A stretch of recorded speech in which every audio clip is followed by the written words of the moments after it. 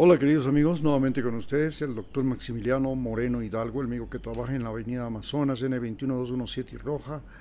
y Roca en Quito, Ecuador, y que brinda atención médica con medicina natural, medicina general y medicina aborigen. Además produce plantas medicinales, especialmente la planta denominada guabiduca, que es un antiespasmódico que sirve para los cólicos intestinales, cólicos renales, cólicos menstruales, cólicos hepáticos, y que a su vez también es un broncodilatador antiespasmódico de los bronquios, especialmente en enfermedades respiratorias, COVID y otras. Bien, hoy al hablar con ustedes vamos a tratar el asunto de la violencia que se ha convertido, junto con los accidentes de tránsito, en la principal causa de muerte en el Ecuador. Hasta antes del gobierno de Lenín Moreno y de Guillermo Lasso, y más aún hasta antes del gobierno de Daniel Noboa,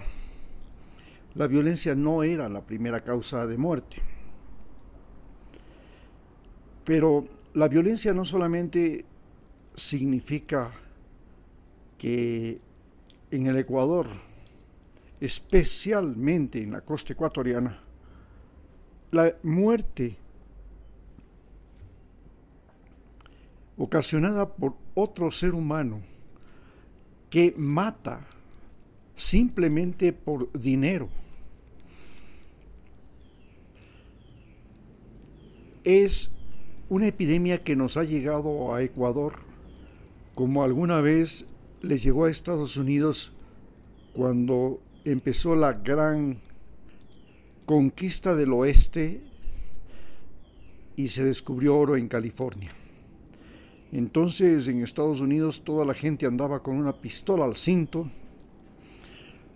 y la gente se mataba en las calles, en duelos. Los bandoleros estaban en todas partes, asaltaban el tren, asaltaban las diligencias, asaltaban los pueblos, se tomaban pueblos. La violencia en Estados Unidos, estamos hablando desde 1840 hasta después de la Guerra Civil en 1863 y hasta prácticamente 1870. La violencia en Estados Unidos se volvió algo incontrolable. En ese tiempo, la obsesión era el dinero. En Ecuador, la violencia se convirtió en algo que realmente ha complicado la vida de los ecuatorianos, especialmente de la costa ecuatoriana. ¿Por qué la violencia ha sido mayor en la costa ecuatoriana y en especial en la ciudad de Guayaquil y en la ciudad de Daule y no en el resto del país? Para entender cómo la costa se volvió un territorio de violencia, hay que entender que desde comienzos del siglo XX, en la costa ecuatoriana, especialmente en la ciudad de Guayaquil, se crearon grandes plantaciones de cacao y luego vinieron las grandes plantaciones de banano, después las camaroneras, las plantaciones de palma africana, y esto significó que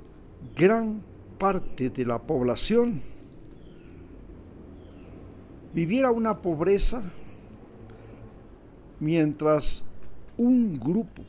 que ahora está en el poder en Ecuador se tomaba toda la riqueza, se enriquecía brutalmente,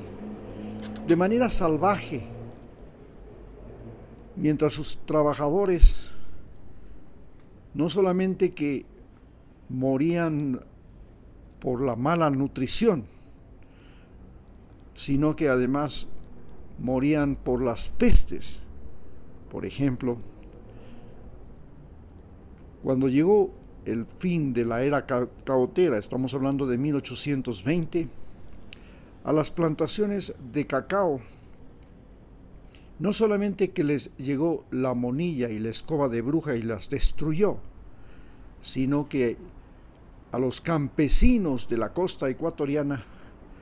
les llegó la malaria y les llegó la fiebre amarilla. La malaria y la fiebre amarilla vinieron desde Panamá. Cuando se construyó el canal de Panamá, la malaria y la fiebre amarilla fueron la principal causa para que la empresa francesa que estaba construyendo el canal de Panamá desistiera, cuando el constructor de aquella primera obra del canal de Panamá era Suez, el ingeniero que construyó el canal de Suez en Egipto. Hoy, el gran problema es que las enfermedades tropicales, más la pobreza y más una malnutrición que está desbordada en la costa ecuatoriana,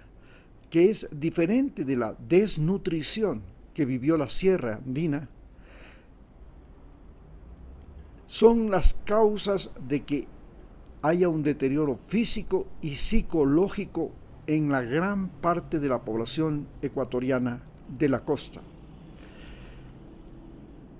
Las enfermedades tropicales, las enfermedades parasitarias, pero luego la pandemia en sí, que llegó a Guayaquil y fue algo espectacular, donde la muerte se volvió algo familiar, algo cotidiano, algo con lo que uno se podía encontrar en la esquina de la calle,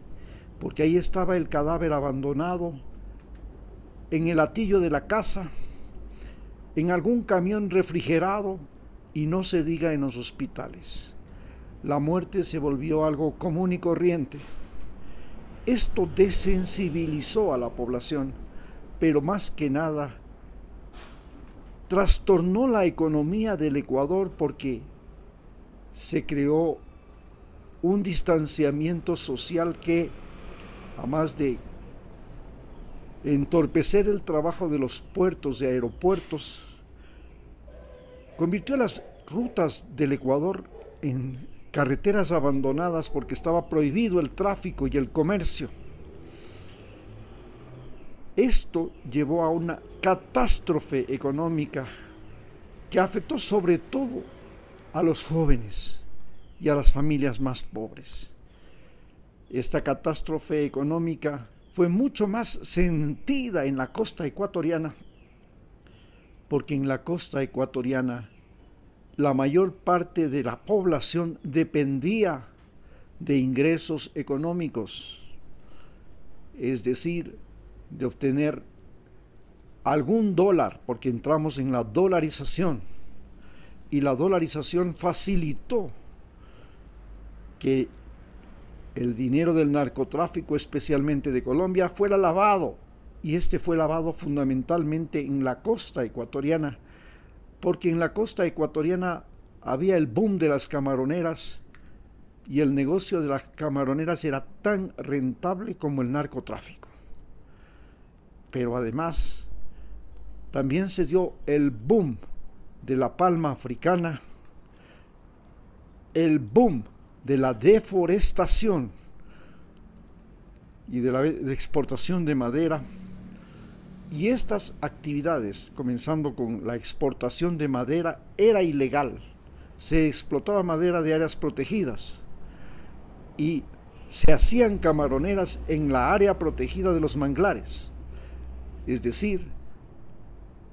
se violaba la ley desde ese momento. Más tarde, cuando llega la pandemia y viene esta crisis económica y social, la población más susceptible fueron los jóvenes, y los jóvenes vieron que la extorsión, que el sicariato se convertían en lo más rentable. junto con el narcotráfico. Mientras los pescadores descubrían que el narcotráfico era rentable, los jóvenes descubrían que la extorsión